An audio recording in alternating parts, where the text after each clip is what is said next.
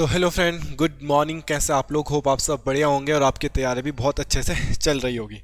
तो हम पढ़ रहे थे उत्तराखंड का सिलेबस कंप्लीट करने की कोशिश में हिंदी। तो हिंदी ग्रामर आज से हम शुरू करने वाले हैं, क्योंकि हिंदी का जो भी सिलेबस यूकेटी पॉलिसी ने अपनी वेबसाइट पे डाला हुआ है, आप भी उसको वहाँ से डाउनलोड कर सकते हैं। तो मैं उसी के अकॉर्डिंगली पढ़ा रहा हूँ। बहुत सारे बच्चे कुछ डिमांड भी कर रहे हैं कि ये पढ़ाओ वो पढ़ाओ, बट मैंने कहा था कि नो चॉइस। जो उन्होंने सिलेबस में दे रखा है मैं उसी सिलेबस के आधार पर आपको सारी चीज़ें पढ़ा रहा हूँ। ठीक है, wait a minute.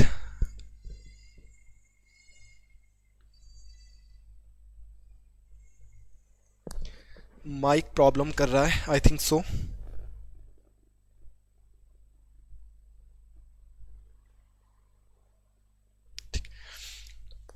Sorry for disturbance, mic थोड़ा प्रॉब्लम कर रहा था, दैट्स वाई। तो मैं ये कह रहा था कि मैंने वो हिंदी की क्लासेस पूरी लाइन वाइज से ही आपको करवाई है, जैसे जैसे आयोग ने सिलेबस में दिया था वही वही मैं आपको करवा रहा था। हाँ, बीच में एक टॉपिक छूटा है, आप बोल सकते हैं वो टॉपिक छूटा है उत्तराखंड की बोलियाँ। उत्तराखंड की बोलियाँ एक टॉपिक है जो कि हिंदी में पूछा भी जा रहा है आजकल पेपरों में। आप देख पा रहे होंगे, इससे क्वेश्चन बहुत ज़्यादा आते हैं। जौनसारी, कुमाऊनी और गढ़वाली, ये तीनों सिलेबस में दे रखा, किधर? हिंदी में। बट मैं तुम्हें हिंदी में ये कराया नहीं, मैंने ये क्या कर दिया, स्किप कर दिया है। और मेरा इसको स्किप करने का रीज़न ये है क्योंकि मैं इसको हिंदी वाली प्लेलिस्ट में नहीं, मैं तुम्हें जो उत्तराखंड की संस्कृति, मेरा एक प्लेलिस्ट होगा, उस प्लेलिस्ट में मैंने उत्तराखंड की संस्कृति पढ़ाई होगी। तो उत्तराखंड की संस्कृति में मैं गढ़वाली, कुमाऊनी ये सारी चीज़ें करवा दी, आदि करवा दी है। आदि में बोलियों का स्पेशल एक क्लास लेके उसमें आऊँगा। तो मैं उत्तराखंड की संस्कृति में पढ़ा दिया हूं जो इन्होंने हिंदी के सिलेबस में दिया हुआ है। ये गढ़वाली कुमाऊनी उत्तराखंड का कल्चर है, तो मैं इसे उत्तराखंड के सिलेबस में पढ़ा दूंगा। या आधा पढ़ा भी चुका हूं, दैट्स वाई मैं इसे हिंदी की प्लेलिस्ट में नहीं पढ़ाऊंगा। तो आप ये ना सोचिए सर जी आपने ये स्किप कर दिया है, स्किप कुछ भी नहीं करूंगा जी, है ना। लगभग सारा चीज़ आपको करवाने की कोशिश की जाएगी, तो प्लीज़ ध्यान से पढ़िएगा, बने रहिएगा चैनल पे।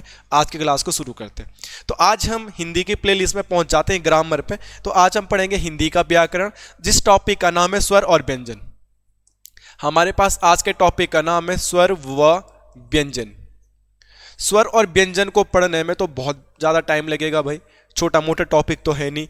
उत्तराखंड के एग्जाम के पॉइंट ऑफ व्यू से बहुत महत्वपूर्ण टॉपिक है। आप उत्तराखंड के जितने भी पेपर देते हैं, लगभग हर एक पेपर में स्वर व्यंजन और या वर्णमाला से क्वेश्चन आते हैं।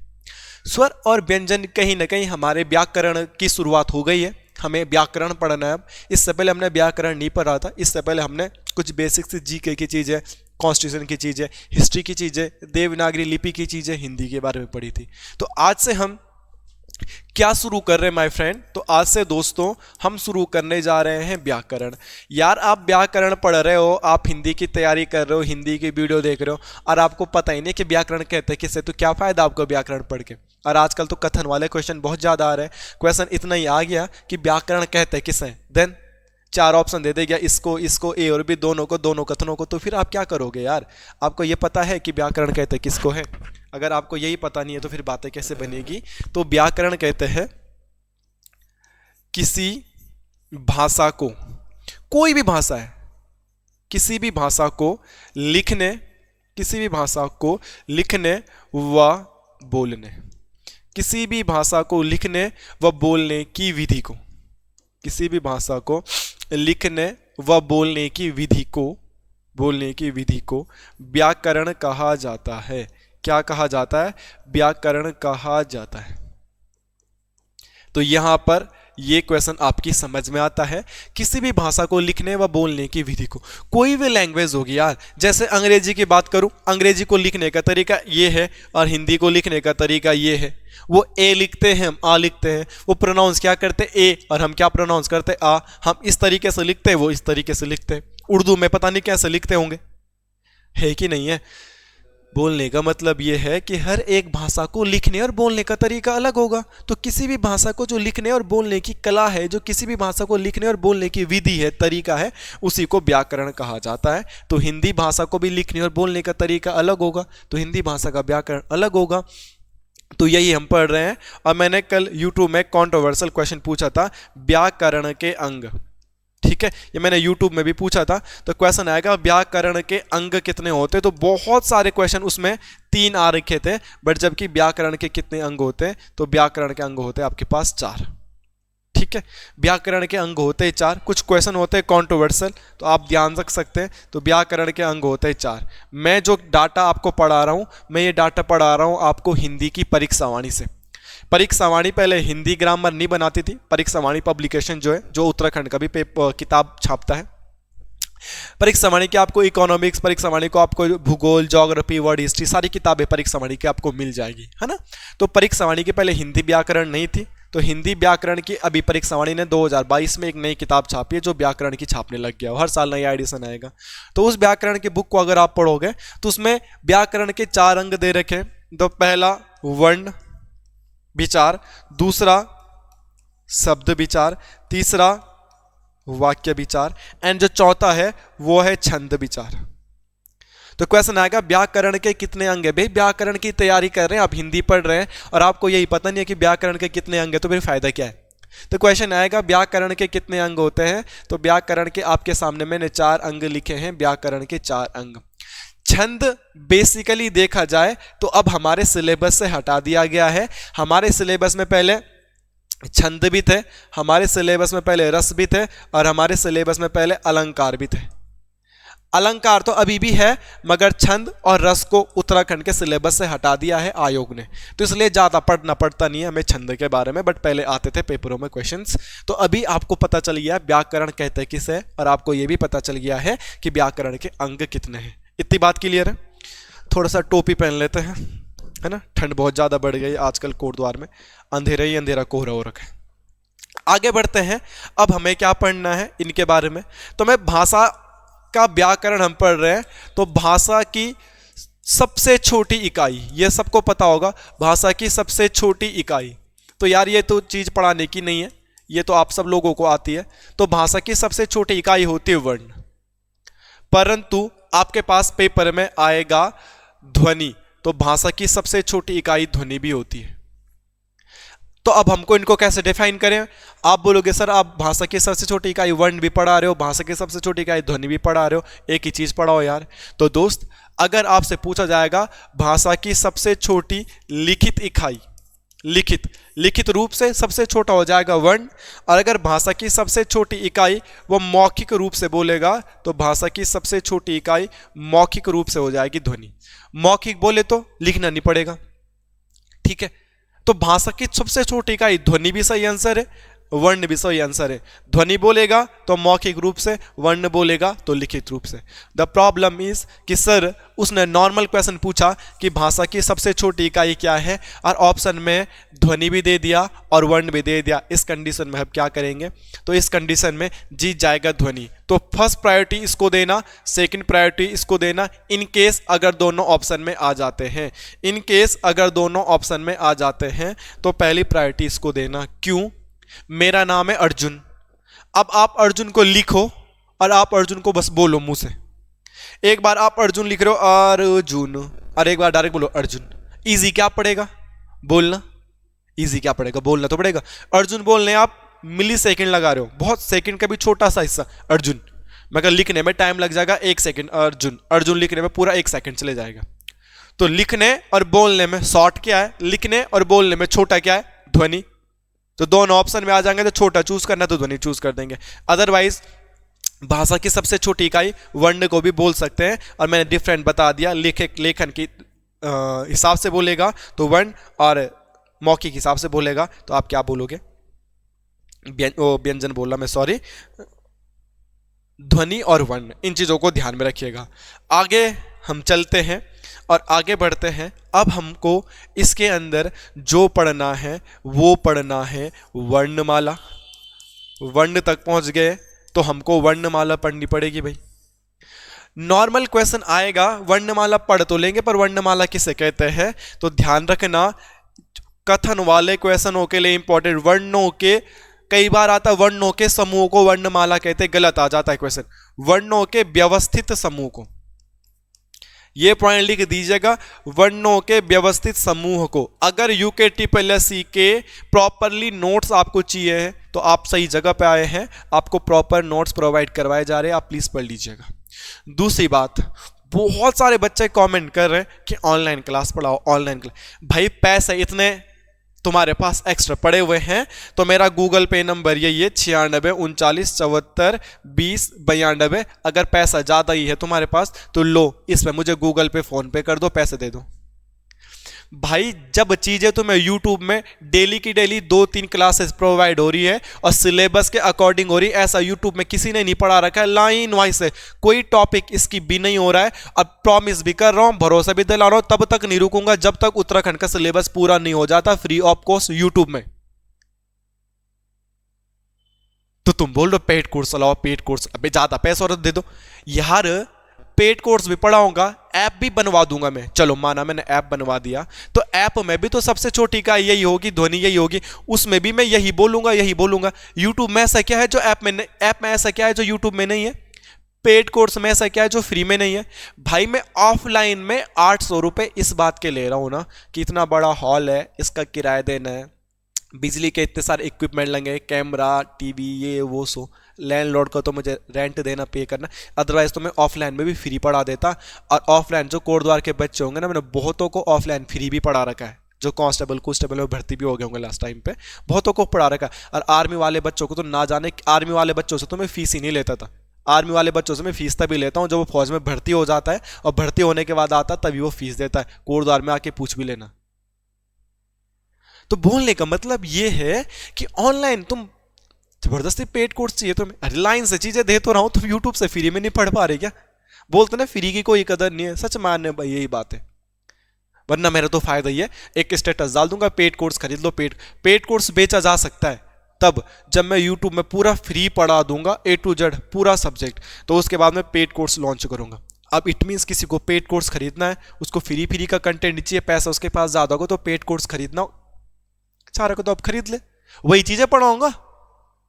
भाई जो चीजें यहां पे पढ़ा रहा हूँ यूट्यूब में, ऑनलाइन पेड कोर्स में क्या स्पेशल अलग कैसे हो जाएगा? पेड कोर्स अलग कैसा है जरा बताओ? समझो इन बातों को, प्लीज समझो बातों को। फ्री में चीजें मिल रही, लाइन से चीजें मिल रही, यूट्यूब में मिल रही, दिन भर में 2 क्लासेस मिल रही, जैसे तुमने बोला वैसे क्या है। अब थोड़ा हमारी भी सुन लो, यूट्यूब से पढ़ लो, नोट्स बना लो, लाइन से पढ़ा रहा हूँ, पूरा कोर्स कंप्लीट कराऊंगा, जो आपको पेड कोर्स में भी नहीं मिलेगा वो फ्री में मिल जाएगा। पेड कोर्स चलाऊंगा मैं अपना, जब मैं पूरा कोर्स कंप्लीट कर दूंगा उसके बाद भी किसी को पैसों में खरीदना होगा तो खरीद ले भाई, फिर क्या दिक्कत है? ठीक है, तब तक बस इतना कर दो कि अपने 2-4 दोस्तों को चैनल के बारे में बता दो और थोड़ा हमारा भी प्रचार प्रसार कर दो, एक साथ आगे ग्रो होते हैं। हम आपको ग्रो करते हैं, आप हमको ग्रो करिएगा। चलो, वर्णों के व्यवस्थित समूह को वर्णमाला कहते हैं। ऐसा क्वेश्चन नहीं करना है कि वर्णों के समूह को वर्णमाला कहते हैं, वर्णों के व्यवस्थित समूह को वर्णमाला कहते हैं। और क्वेश्चन आएगा वर्णमाला में कुल कितने वर्ण होते हैं? बेसिक सी बात है, वर्णमाला में कुल कितने वर्ण होते हैं? तो वर्णमाला में कुल वर्णों की संख्या आती है 52। नॉर्मल क्वेश्चन आएगा, यार आप वर्णमाला पढ़ रहे हो, आपको पता ही नहीं कि कुल कितने वर्ण होते, क्या फायदा? और बहुत सारे बच्चे कंफ्यूज भी होते हैं। तो वर्णमाला में कुल कितने वर्ण होते हैं? 52 वर्ण होते हैं। मैं इनको आपको प्रूफ करा देता हूं, ये 52 कैसे होते हैं। तो सबसे पहले हमको ये पढ़ना पड़ेगा, वर्णमाला में स्वर होते हैं और स्वरों की संख्या होती है 11। मैं स्वर तुम्हें डिटेल में पढ़ाऊंगा, बट अभी मैं तुम्हें 52 क्लियर कर देता हूं। इसके बाद 2 होते हैं और जिनको बोलते हैं अयोगवाह। आपने पढ़े होंगे अयोगवाह, अयोगवाह की संख्या होती 2, जिन्हें अंग और आह हम कहते हैं। उसके बाद आपके पास आता है मूल व्यंजन। तो मूल व्यंजन हमारे पास होते हैं 33 को भी मैं जूम करूं तो ये होता है 25 + 8। 25 तो कौन से? का ख गा घा ग च छ ज ज ज ट ठ ड ड ड़ त थ द द न प फ ब ब म। स्पर्शी व्यंजन, का से लेके गा तक 5, चा से लेके यहाँ तक 5, टा से लेके डा तक 5, ता से लेके ना तक 5, पा से लेके मा तक 5। तो का से लेके मा तक 5 में 25 हो जाते हैं। 25 के बाद यारा लावा 4, यारा लावा 4 और सा सा सा हा 4। तो 25 और 8 33। तो 33 हो गए हमारे पास मूल व्यंजन। आपको बोलेगा मूल व्यंजन कितने होते, तो आप क्या बोलोगे? मूल व्यंजन होते 33। इसके बाद आपके पास आता है संयुक्ताक्षर। और संयुक्ताक्षर की संख्या होती है आपके पास 4। संयुक्ताक्षर कौन होते हैं ये सबको पता है, अक्सा, त्र, ज्ञा और स्रा। सारी चीजें डिटेल में पढ़ाऊंगा मैं, अभी बस ये प्रूव कर रहा हूं। तो 52 कौन कौन से होते हैं, दैट्स इट। बाकी चीजें आपको डिटेल में अगेन पढ़ने के लिए मिलेगी। एंड इसके बाद एक और आता है, बीपीडीओ का पेपर उठा के देख लेना। बीपीडीओ के पेपर में आ रखा था द्विगुण व्यंजन। ये वाला बीपीडीओ नहीं जो परसों हुआ, एक बीपीडीओ 2-3 महीने पहले भी हुआ था जुलाई में, उस बीपीडीओ की मैं बात कर रहा हूं। द्विगुण व्यंजनों की संख्या होती है 2। और अब आप देख लो, 11 + 2 13। 13 में तुम 33 जोड़ दोगे तो लगभग कितना हो जाएगा, 46। 13 + 2 लगभग कितना हो जाएगा, 46 हो जाएगा।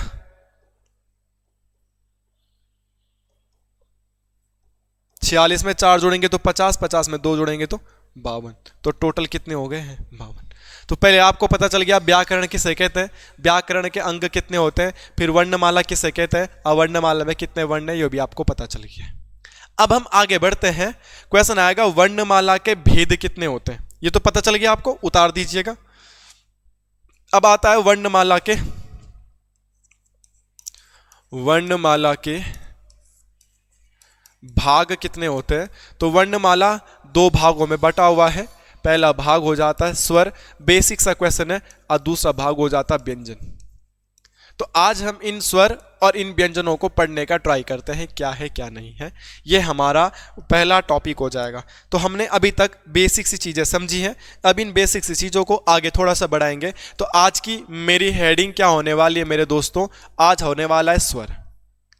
स्वर उन्हें कहते हैं, स्वर सिंगल लिख दो आप, नॉर्मल स्वतंत्र होते हैं। छोटी शब्दों में, अगर साधारण शब्दों में स्वर की परिभाषा बताऊं तो स्वर स्वतंत्र होते हैं या बिना किसी की सहायता के लिखे जाते।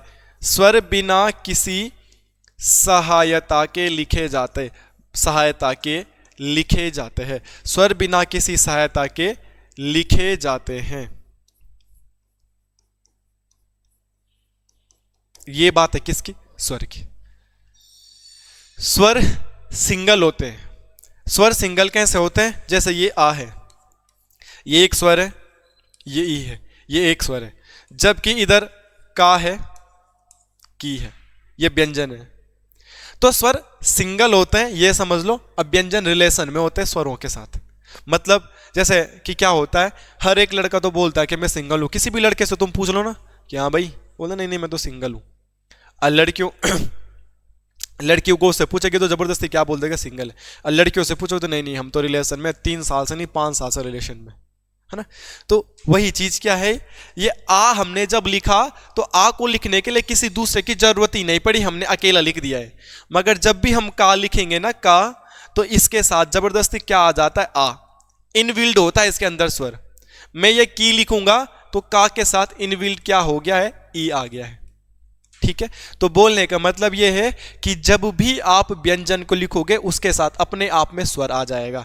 जब भी आप व्यंजन को लिखोगे उसके साथ में अपने आप क्या आ जाएगा, स्वर आ जाएगा। ठीक है। परंतु आप अगर स्वर लिखोगे तो स्वर को तुम सिंगल ही लिख सकते हो, आपको उसको लिखने के लिए किसी अन्य की आवश्यकता नहीं पड़ती।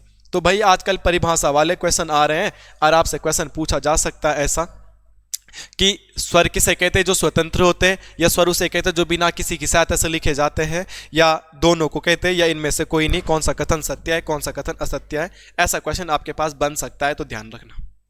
अगला क्वेश्चन क्या बन सकता है, अगर क्वेश्चन आएगा स्वरों की संख्या, आपसे पूछा जाएगा स्वरों की संख्या कितनी है, स्वर कितने होते हैं। या क्वेश्चन बोल सकता है, या क्वेश्चन बन सकता है आपके पास कुल स्वर कितने होते हैं। क्वेश्चन बन सकता है कुल स्वरों की संख्या कितनी होती है। या क्वेश्चन बन सकता है हिंदी में मात्राओं की संख्या कितनी होती है, मात्राओं की संख्या कितनी होती है। क्वेश्चन ये भी बन सकता है आपके पास, तो ये पॉइंट आप ध्यान में रखिएगा। आपने स्वरों की संख्या में आंसर करना है 11, आपने कुल स्वरों में आंसर करना है 13, और आपने मात्रा में आंसर करना है 10। अगर मैं बात करूं हमारे पास स्वर कौन से होते हैं, आ, ई, उ,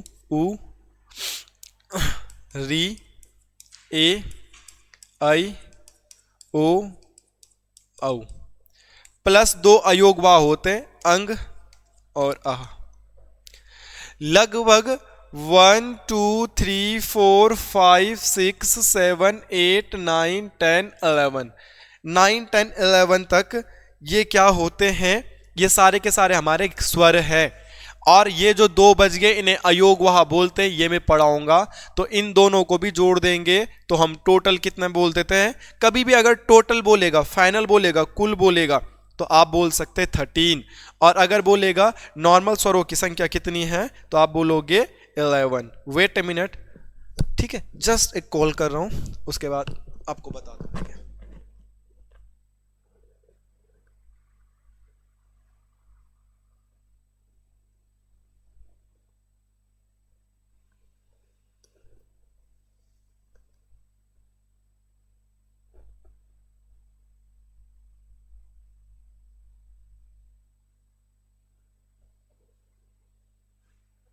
चलो, तो अगर क्वेश्चन आ गया स्वरों की संख्या कितनी होती है, तो स्वर कितने होते हैं हमारे पास 11 ही होते हैं। मगर क्वेश्चन जबरदस्ती क्वेश्चन है तो कुल स्वर कितने होते हैं, तो अब हम इन दो अयोग भाव को भी जोड़ देते, फिर हम बोलते 13 होते हैं। ठीक है, हिंदी प्लीज अच्छे से समझ लो, हिंदी में नंबर नहीं आते हैं, हिंदी नंबर गेनिंग टॉपिक है। और हर एक मुद्दा, अगर आपको जो भी चीज समझने में दिक्कत होती है आप मुझसे पूछ सकते हैं। ठीक है, दूसरी बात यह है कुल स्वर। तो कुल स्वर मैंने बोला 13।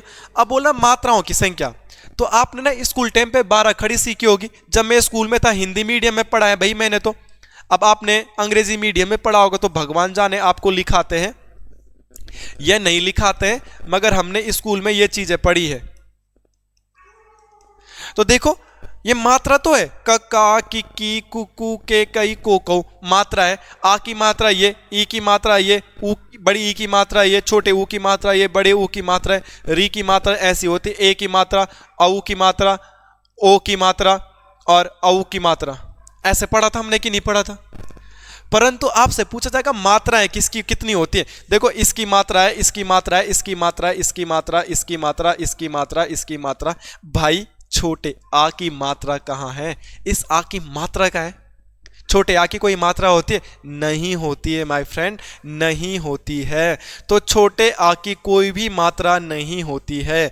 जैसे मैं का लिख रहा हूं, अब मैं का लिख रहा हूं तो यहां पे बड़ा आ है तो इसकी मैंने मात्रा डाली, स्पेशल एक डंडा डाला है। मगर यहां पे छोटा आ है, मगर इसकी कोई मात्रा होती है? छोटे आ की कोई मात्रा नहीं होती है। इसीलिए आपसे पेपर में पूछा जाएगा मात्राएं कितनी होती हैं, तो आप बोलोगे मात्राओं की संख्या होती है 10। मात्राओं की संख्या होती है 10। अब इन मात्राओं में एक अपवाद होता है, वो नोट करके बता दीजिएगा आप। मैंने तुम्हें हिंदी की लास्ट क्लास में भी ये पढ़ा दिया था वैसे। अब वो अपवाद होता है छोटी ई की मात्रा। अपवाद होता है छोटी ई की मात्रा। छोटी ई की मात्रा अपवाद कैसे में होती है? क्योंकि जिसको भी पहले लिखा जाता है उसी को पहले पढ़ा जाता है। जैसे कि मैं यहां पे लिखूं, एक लड़की का नाम नीलम और एक लड़की का नाम अंजलि।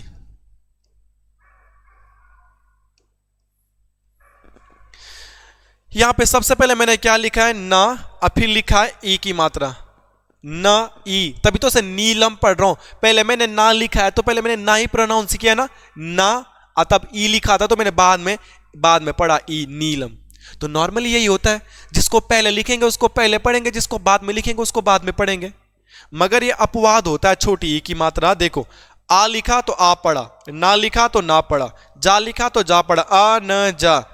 अल्ली, पहले मैंने छोटी ई की मात्रा लिखी, लिखने में मैंने पहले लिखा है छोटी ई की मात्रा। छोटी ई की मात्रा को लिखते पहले और पढ़ते बाद में। समझ में आ रही बात? जैसे एक और लड़की है जिसका नाम है शालिनी, तो यहां पे देखो ना पहले पढ़ेंगे, ई की मात्रा बाद में पढ़ेंगे, शालिनी बड़ी की मात्रा है। मगर मैं क्या पढ़ूं मैं? शनिदेव, शनि लिखता हूं मैं। तो सा अन्नी, पहले हम ना पढ़ रहे सा नी, और ई की मात्रा को बाद में पढ़ रहे, जबकि यहां पे ई की मात्रा पहले लिखी है। तो हर एक चीज को जहां पे लिखा जाता है वहीं पे पढ़ा जाता है, परंतु तुम नोट करके लिख देना कि अपवाद होती है छोटी ई की मात्रा। क्या अपवाद होती है? इसको लिखते तो पहले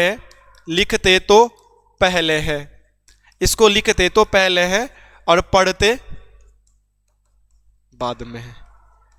छोटी ई की मात्रा को लिखते तो पहले है मगर पढ़ते इससे बाद में, ये अपवाद है।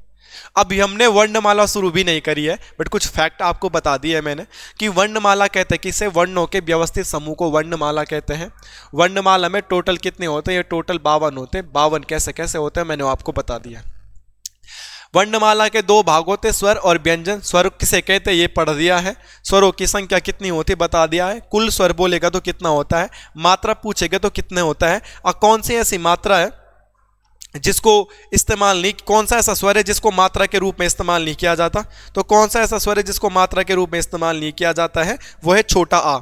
छोटे आ की कोई भी मात्रा नहीं होती है, एज यू नो, मैंने बोर्ड पे भी आपको बता दिया है। छोटे आ की कोई भी मात्रा हमको देखने के लिए नहीं मिलती है, तो इस पॉइंट को आप याद कर सकते, ठीक है।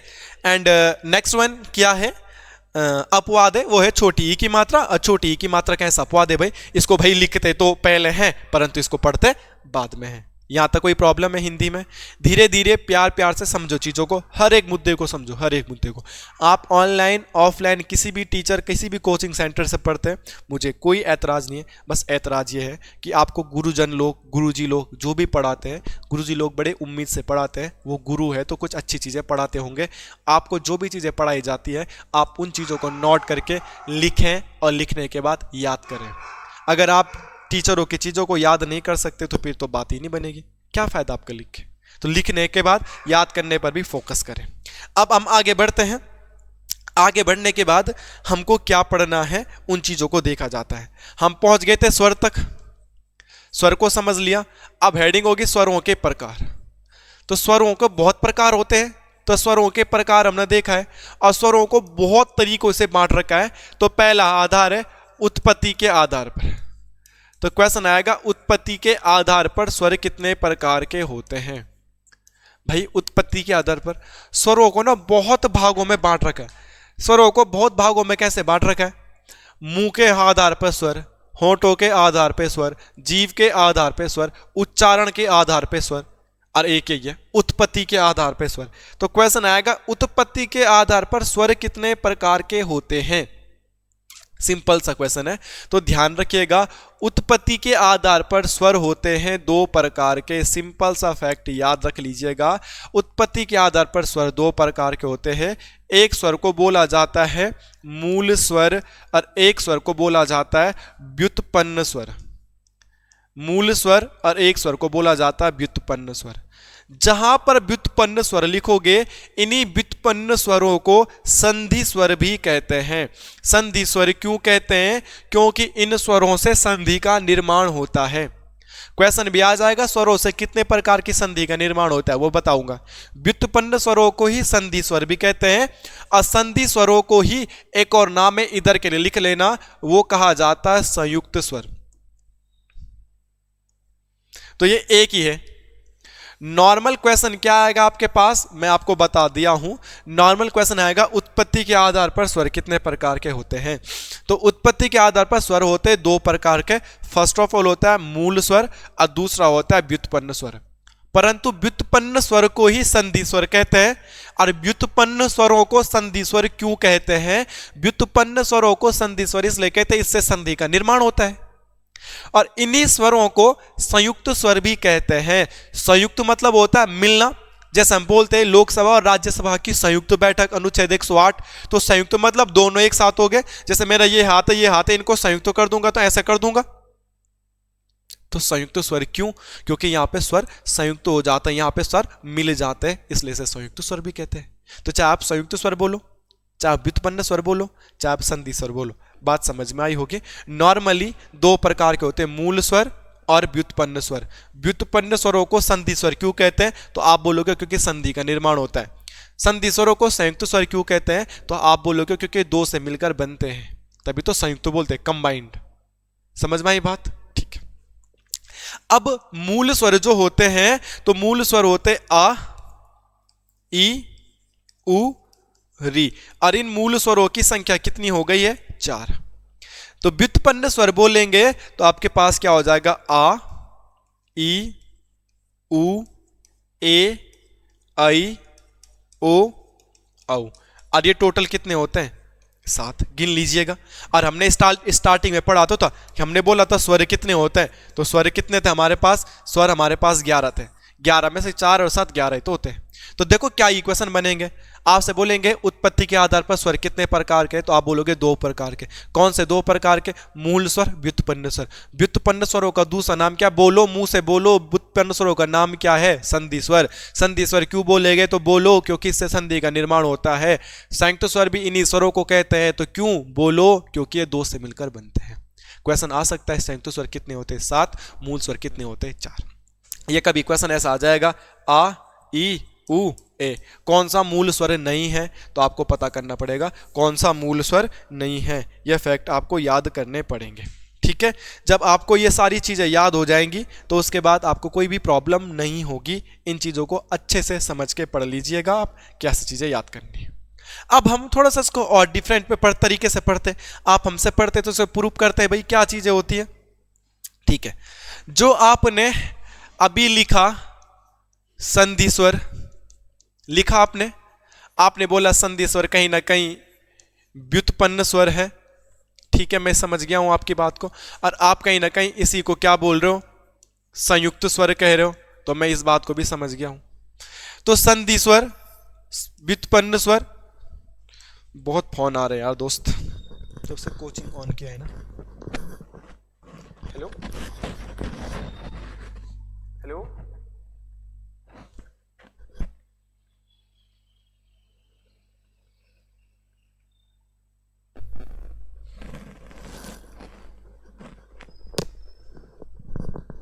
देखो संधि स्वर, व्युत्पन्न स्वर और संयुक्त स्वर, आप इन स्वरों को बोल लो कि ये सबके सब स्वर एक ही है। संधि स्वर, व्युत्पन्न स्वर और संयुक्त जो भी ये स्वर है, आप इनको बोल रहे हो एक ही है। अब इनको पढ़ने की कोशिश करते हैं। और इनकी संख्या भी मैंने कितनी बताई थी आपको? 7 बताई थी। अब ना ये जो स्वर है ना, ये भी आगे जाके 2 भागों में बट जाते हैं। एक को बोलते हैं, छोटे छोटे भाग बनाएंगे नहीं तो झुकना पड़ेगा मुझे। एक को बोलते हैं सजातीय स्वर। क्या बोलते हैं एक को? सजातीय स्वर। और एक को बोलते हैं विजातीय स्वर। क्या बोलते हैं दूसरे को? विजातीय स्वर। ये जो संधि स्वर या संयुक्त स्वर है ना, ये भी आगे जाके 2 भागों में बट गए भाई, सजातीय और विजातीय। सजातीय किसे बोलेंगे? जो समान जाति के होंगे उन्हें बोला जाएगा सजातीय स्वर।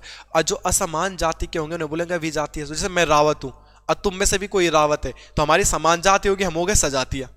मैं रावत हूं और तुम हो नेगी, तो हम बोलोगे विजातीय, अलग अलग जाति के हो गए। तो जहां पे समान जाति होगी सजातीय, और जहां पे समान जाति नहीं होगी भाई विजातीय। ये तो सिंपल सा है, इसमें तो कोई प्रॉब्लम नहीं है। समझ में आ रहा है आपको? उम्मीद करता हूं इतनी बात समझ में आ रही होगी। अब सजातीय स्वर कौन कौन से होते हैं?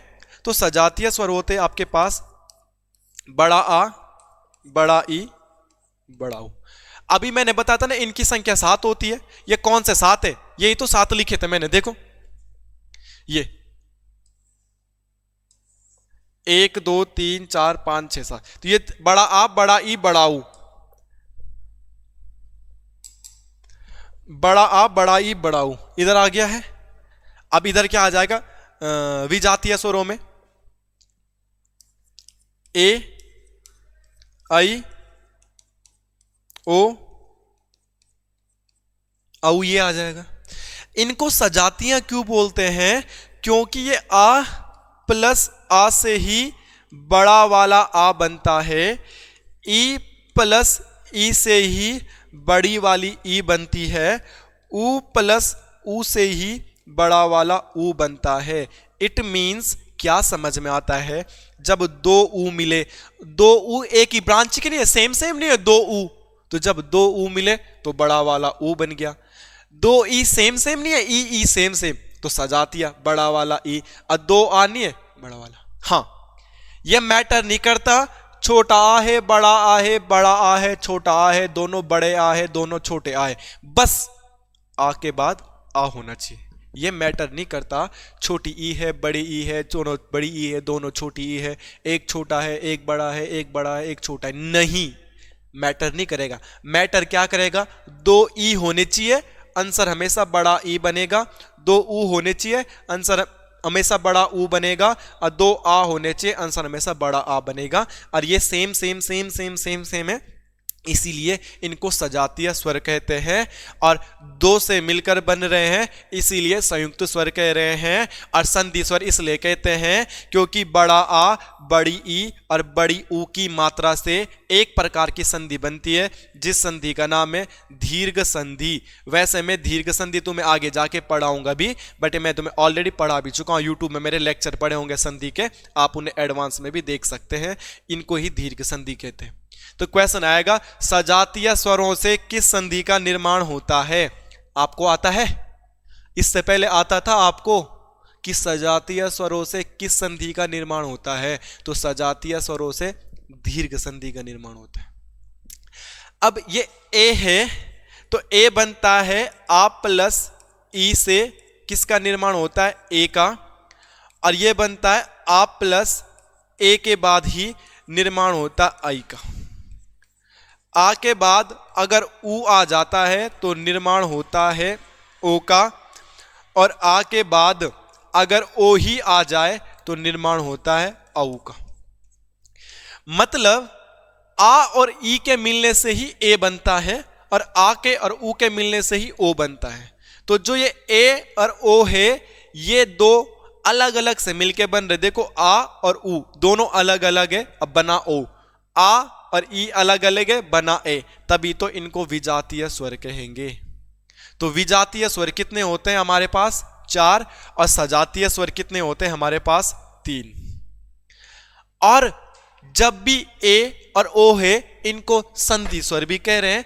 इनसे तो आपने बोल दिया दीर्घ संधि बनती है, तो इनसे कौन सी संधि बनती है? इनसे बनती है गुण संधि। इनसे कौन सी संधि बनती है?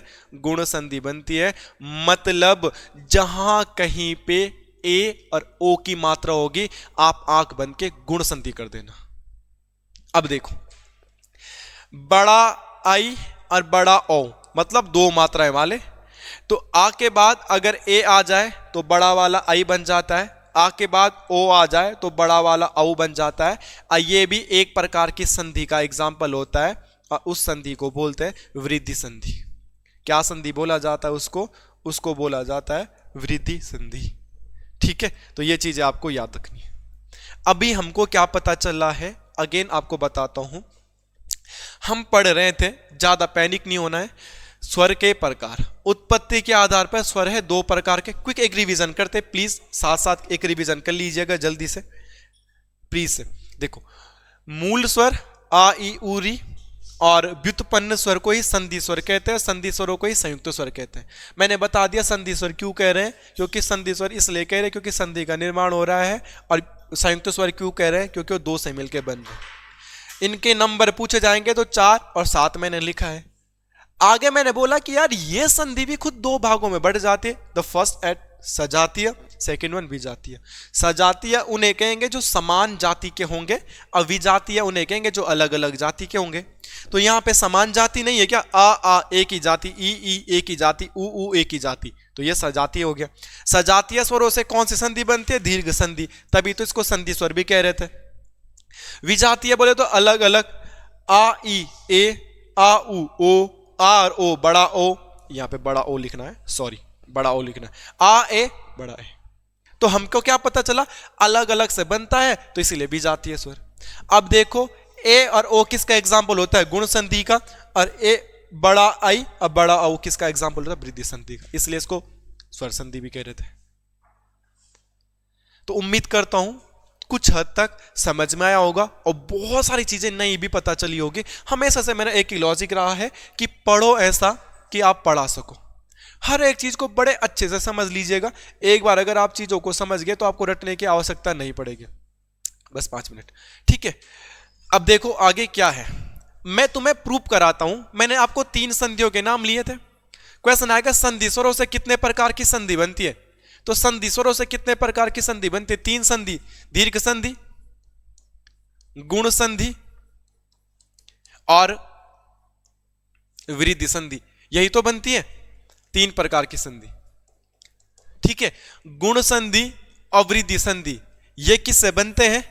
ये बनते हैं विजातीय स्वरों से।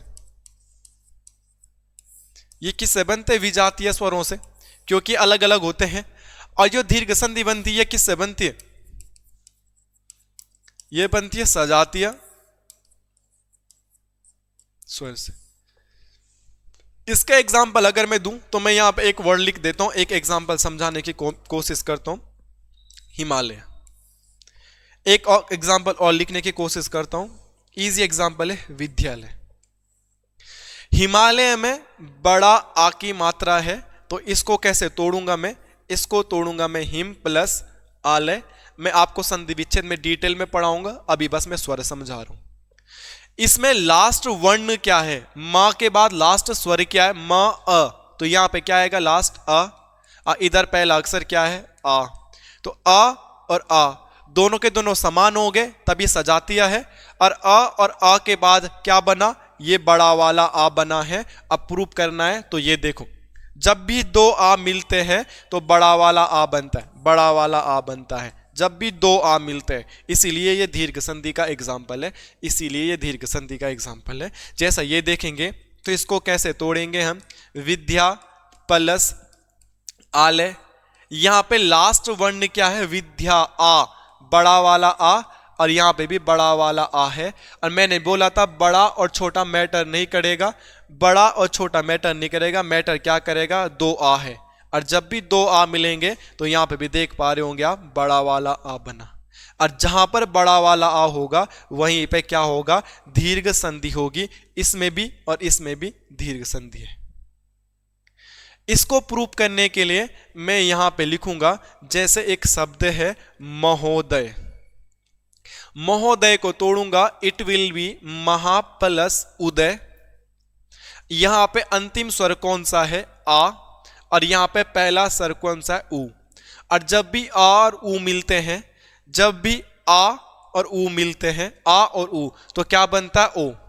जब भी आ और ऊ मिलती है तो क्या बनता? ओ। तो इसीलिए इस आ और ऊ से क्या बना? ओ। और तभी तो ये क्या हो गया? महो। यहां पे भी ओ की मात्रा आ गई। तो इट मींस इसमें कौन सी संधि होगी? गुण संधि होगी। आज के बाद जहां पर भी आपको ए और ओ की मात्रा दिखेगी आप गुण संधि कर सकते हैं। वृद्धि संधि का एग्जाम्पल अगर आपको देना है तो वृद्धि संधि के एग्जाम्पल में मैं लिख देता हूं एक एक। एक एक को तोड़ूंगा, इट विल बी 1 प्लस 1। यहां पे अंतिम क्या आ रहा? का के बाद आ, और यहां पे पहला क्या आ रहा? ए। जब भी आ के बाद ए आएगा तो बड़ा वाला ही ए बन जाता है, आई बोलते जैसे हिंदी में। तो यहां पे देखो बड़ा वाला ही आई बना है, मतलब 2 मात्राएं लगी है। और आ के बाद ए आने से बड़ा वाला आई बन जाता है। कहां होगा? आ के बाद ए आने से बड़ा वाला आई बन जाता है। तो ये मैंने प्रूफ भी करा दिए हैं कि संधि स्वरों से कितने प्रकार की संधियां बनती है? 3 प्रकार की। दीर्घ संधि, गुण संधि, वृद्धि संधि। दीर्घ संधि बेसिकली किससे बनती है? सजातीय स्वरों से। और गुण संधि और वृद्धि संधि बेसिकली किससे बनती है? विजातीय स्वरों से। ठीक है, तो इन बातों को आज समझे होंगे।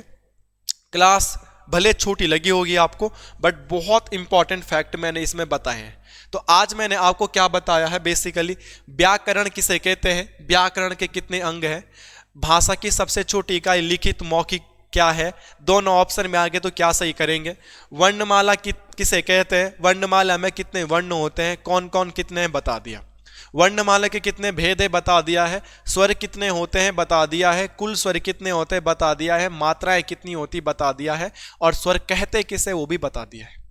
आफ्टर दैट हम स्वरों के प्रकार पढ़ रहे थे, काइंड्स ऑफ वोवल्स हम पढ़ रहे थे, और इसमें हमने पहला प्रकार भी पढ़ लिया था उत्पत्ति के आधार पर। और उत्पत्ति के आधार पर भी इसे 2 भागों में बांटा गया, मूल स्वर और व्युत्पन्न स्वर।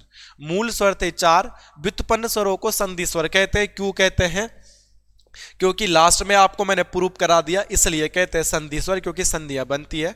और संयुक्त स्वर क्यों कहते हैं? संयुक्त मतलब होता है कंबाइन, जब 2 लोग मिल जाते हैं, 2 पार्टियां मिल जाती हैं, जहां पे 2 स्वर मिलेंगे तो संयुक्त, तो इन्हें इसलिए बोलते हैं संयुक्त स्वर। तो यहाँ पे देखो 2 मिल रहे हैं, यहाँ पे ये 2 मिले, यहाँ पे ये 2 मिले, यहाँ पे ये 2 मिले, इसलिए संयुक्त स्वर भी कहते हैं। तो उम्मीद करता हूँ आज की क्लास आपको पसंद आई होगी, कुछ ना कुछ चीज़ें आपको नई सीखने के लिए मिली होगी। अगर कुछ गलती हो गई होगी तो माफ़ी चाहते हैं। और क्लास पसंद आई है आपको तो इसको अपने यार दोस्तों को थोड़ा शेयर कर दीजिएगा। आप हमें सपोर्ट करेंगे, हम आपको सपोर्ट करेंगे, तभी हमारा भला हो पाएगा। धन्यवाद।